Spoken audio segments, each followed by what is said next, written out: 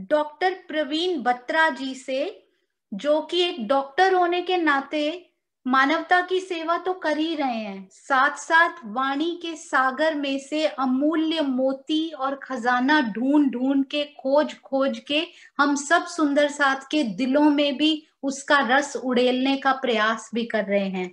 उनकी नम्रता और उनकी रहनी आज हम सब सुंदर साथ के लिए एक उदाहरण है, और हम सब बहुत धन्य हैं जो उनके इतने आज स्पेशली इस कोरोना काल में इतने व्यस्त बिजी स्केड्यूल में से उन्होंने हम सब के लिए समय निकाला। आपका बहुत बहुत धन्यवाद डॉक्टर साहब। प्रणाम जी, आप शुरू कर सकते हैं। 1 मिनट।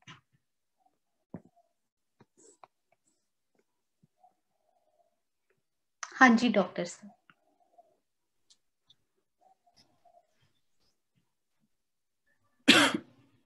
सभी सुंदर साथ को मेरा प्रेम भरा प्रणाम। धामधनी अक्षरातीत ने हम सब की आत्म जागृति के लिए हमें तारतम ज्ञान रूपी अनमोल निधि दी है। आज सारे संसार के अंदर इस समय कोविड एपिडेमिक फैला हुआ है।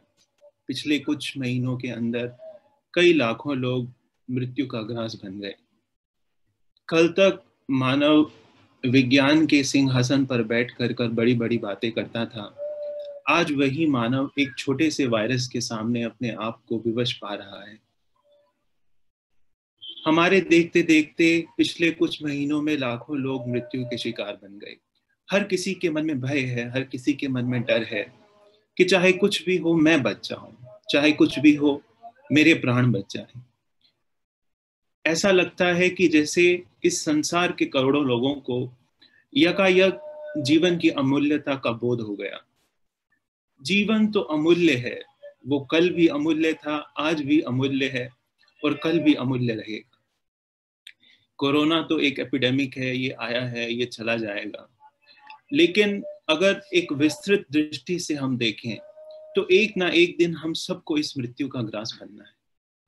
एक ना एक दिन हम सबको इस सुरसा के मुख में प्रवेश करना है और एक ना एक दिन हम सबको इस पिशाचनी की गोद में सोना है।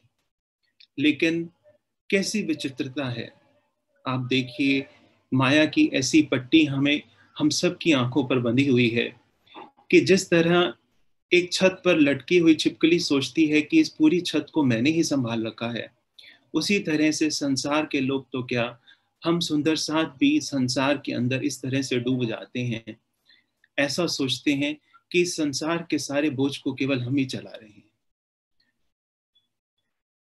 पौराणिक ग्रंथ कहते हैं कि जिस दिन व्यक्ति का जन्म होता है उसी दिन विमाता उस व्यक्ति के मृत्यु का स्थान, समय सब कुछ सुनिश्चित कर देती है।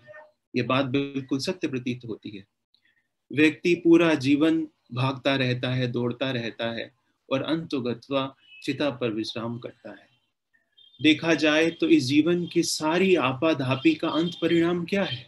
मृत्यु। इस जीवन की सारी दौड़ धूप का अंतिम पुरस्कार क्या है? मृत्यु की सैया। और इस जीवन की सारी आपाधापी दौड़ धूप हमें अंततोगत्वा हमारी मृत्यु की तरफ लेकर के चली जाती है। फिर भी प्रत्येक व्यक्ति ये सोचता है कि मैं एक अमुक पद को पालूं तो जीवन में पूर्णता आ जाएगी, मैं अमुक धन संपत्ति को पालूं तो शायद कुछ संपन्नता आ जाएगी, मैं अमुक यश को पालूं तो जीवन में परम वैभव आ जाएगा। और तृष्णा की ऐसी पट्टी हमारी आंखों पर बंधी रहती है। मैं मानता हूं कि यदि साक्षात अक्षरातीत भी हमारे सामने आ जाएं तो हम उनसे संसार का ही वैभव मांगे। बीतक में रामनगर के अंदर जब श्री जी पधारते हैं तो एक सुंदर साथ का नाम आता है, उनका नाम है हरि सिंह। उनकी श्री जी से मुलाकात होती है, श्री जी को प्रणाम करते हैं, श्री जी की चर्चा से काफी प्रभावित होते हैं, परमधाम के ज्ञान को सुनते हैं और श्री जी को अपने घर आमंत्रण देते हैं। जब श्री जी समस्त सुंदर साथ को लेकर के उनके घर आमंत्रण स्वीकार करते हैं, उनके घर पधारते हैं, तो भोजन के बाद वो श्री जी को घर के एक कोने में लेकर के जाता है और श्री जी को प्रणाम करता है। सभी सुंदर साथ सोचते हैं कि शायद ये कोई अपने दिल की बात साझा कर रहे हैं, लेकिन वो श्री जी के सामने हाथ जोड़ करके क्या कहता है कि श्री जी, मेरा एक अमुक काम फंसा हुआ है, आप कृपा कीजिए और मुझे उससे छुटकारा दिला दीजिए। श्री जी उस पर हंसते हैं और उस संबंध में एक चौपाई आती है कि हुक्म हुआ तिन से तेरा कारज होए सिद्ध, पर ए बात अंकुर की आवे न जागृत बुद्ध। श्री जी के आशीर्वाद से अगले दिन ही उसका जो दरबार में मुकदमा चल रहा होता है उससे वो बारी हो जाता है। लेकिन ये बात बड़ी मूल्यवान है कि ये बात अंकुर की आवे न जागृत बुद्ध। सोचिए, उसके सामने अक्षरातीत विराजमान है, वो संसार का पद मांग रहा है। यदि वो अक्षरातीत से परम पद की मांग करता तो उसे परम पद मिल जाता। उसने संसार का धन मांगा, यदि वो अक्षरातीत के सामने उस परम धन की कामना करता तो उसे वो प्राप्त हो जाता। उसने संसार का यश मांगा, अक्षरातीत तो उसे परम यश देने के लिए वहां विराजमान है, लेकिन वो अचूक रह गया। लेकिन उससे एक बड़ी भूल हो गई। आज हम यहाँ पर बैठ करके, ऐसी ही एक घटना बड़े महाराज जी के संबंध में भी संसार में प्रचलित है। आज हम यहाँ बैठ कर हरि सिंह की हंसी उड़ा सकते हैं, हम उसकी तुलना कर सकते हैं, हम उसका परिहास कर सकते हैं, लेकिन सत्य क्या है? सत्य तो ये है कि चाहे हम अपने आप को कितना ही बड़ा सुंदर साथ क्यों ना मान लें, चाहे हम कितना ही सेवा में या कितने ही और कर्तव्यों में आगे क्यों ना हो जाए, लेकिन कहीं ना कहीं मन की ग्रंथि ऐसी डूबी रहती है, कहीं ना कहीं मन झांकता रहता है और हम सब के हृदय के अंदर संसार के सुख, संसार की कामनाओं और संसार की चाहनाओं की चाहना लगी रहती है। राज से लेकर के कयामत नामा तक पूरी वाणी के अवतरण के बाद अक्षरातीत ने हम सब के लिए एक आह्वान किया है। बेशक इलम सीख के ऐसे खेल को पीठ दे, देखूं कौन आवे दौड़ती, आगहू इश्क मेरा ने। अक्षरातीत कहते हैं कि मैंने तुम्हारे सामने इस संसार के अंदर एक संसार का मानवीय रूप लेकर के हर कर्तव्य को कर कर दिखाया। यदि हम प्रेम की बात करें तो हमारे हादी का जीवन हमारे सामने है। इस संसार में प्रेम कैसे किया जाए, उन्होंने इस संसार में हमें करके दिखाया। यदि हम सेवा की बात करें तो हमारे अक्षरातीत का जीवन हम सब के सामने है। इस संसार में सेवा कैसे की जाती है, प्रेम कैसे किया जाता है और अपना तन मन धन किस तरह समर्पित किया जाता है, हम सबको कर कर दिखाया। लेकिन अब अक्षरातीत कहते हैं कि अब मैं एक मूक दृष्टा की तरह तुम्हारे सामने बैठा हूं और अब मैं देख रहा हूं कि देखूं कौन आवे दौड़ती, आगहू इश्क मेरा ले। अब मैं देखता हूं कि तुम में से कौन आता है। कभी कभी हम वाणी की इन चुपाइयों को पढ़ते हैं तो हमें ऐसा लगता है कि करनी तुम्हारी मेरी मैं तोली, ऐसी है तफावत, करनी तुम्हारी मेरी मैं तोली, जैसे सत असत ओ मेरे धनी, ऐसी है तफावत। कि जिस तरह एक सत्य है और एक असत्य है, एक रात्रि है और एक प्रकाश है। यदि हम आपकी मेहर को देखते हैं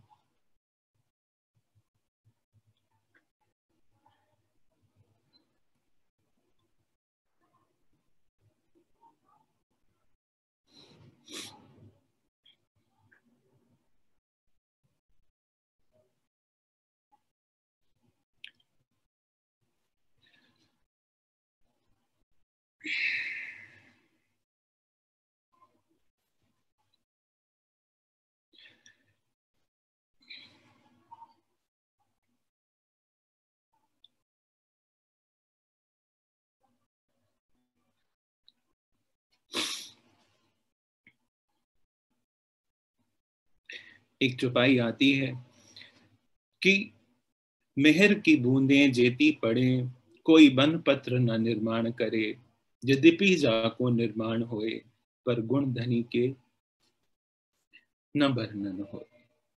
कि जिस तरह वर्षा ऋतु में वन के वृक्षों पर वर्षा की बूंदें गिरती हैं, कोई उनकी गणना नहीं कर सकता, लेकिन इंद्रावती जी कहती हैं कि यद्यपि जाको निर्माण होए, संभव है कि कोई उनकी भी गणना कर ले, पर गुण धनी के ना गिने कोई।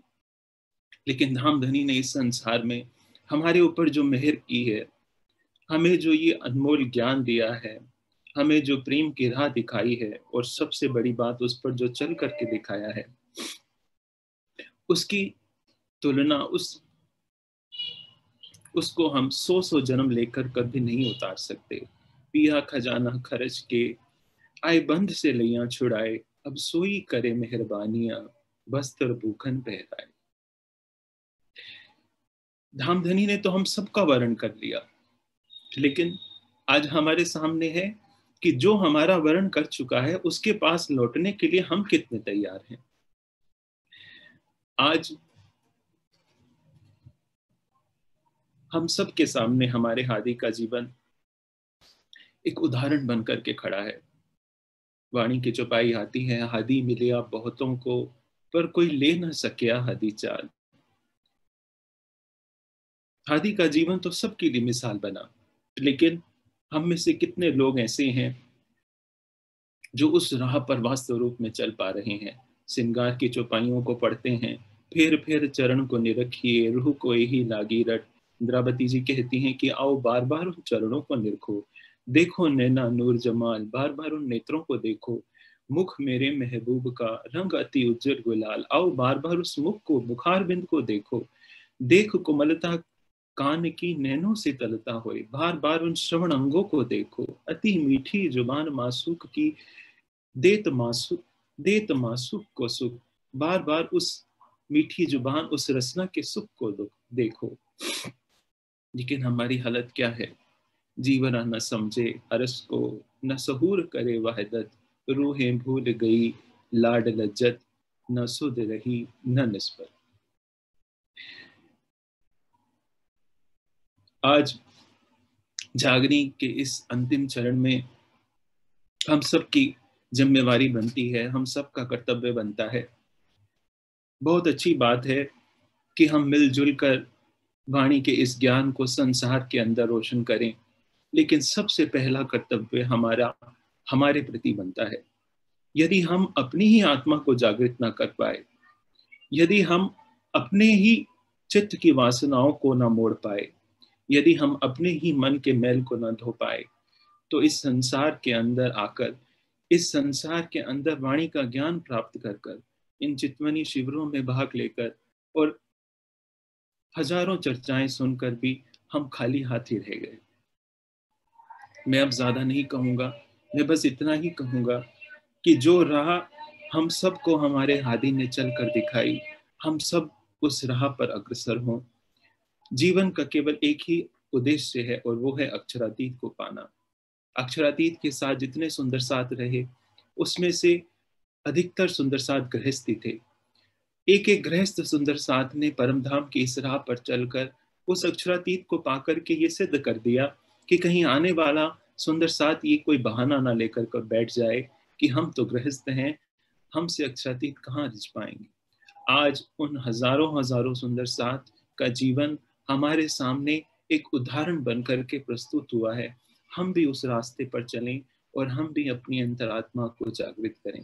हम सब मिलकर के ये संकल्प लें कि जीवन में चाहे बड़ी से बड़ी बाधा आए, जीवन में चाहे सुख आए, चाहे दुख आए, चाहे संपन्नता आए, चाहे जीर्णता आए, चाहे हम दीन हो, चाहे हम दुखी बने, चाहे हमारे जीवन के अंदर बड़े से बड़ा संकट आए, लेकिन हमारी प्रति पल प्रति क्षण अक्षरातीत से ये प्रार्थना रहे कि हे अक्षरातीत, आप जीवन की किसी भी स्थिति में हमें अपने चरणों से विमुख मत करें। आपकी मेहर हम सब पर बरसती रहे। जिस तरह से आपने हमारा हाथ पकड़कर इस रास्ते पर चलाया है, उसी तरह से हम इस रास्ते पर चलते रहें और अंतोगत्वा एक साथ अपने मूल स्वरूपों में परमधाम में जागृत हों। बस इन्हीं बातों के साथ मैं अपनी वाणी को विराम दूंगा। प्रणाम। प्रणाम जी। प्रवीण जी, हृदय को स्पर्श करने वाला एक एक शब्द हम सब सुंदर साथ को ये प्रबोध करने के लिए धन्यवाद। बहुत छोटा शब्द है, इस सब इतनी प्यारी वाणी चर्चा के लिए शुक्रिया बहुत छोटा है। तो आपके चरणों में हम सब सुंदर साथ की तरफ से प्रेम प्रणाम जी, और आशा करते हैं कि आप अपने व्यस्त समय में से हम सब के लिए जरूर समय निकाला करेंगे और हम आपको सुनते रहा करेंगे। प्रेम प्रणाम।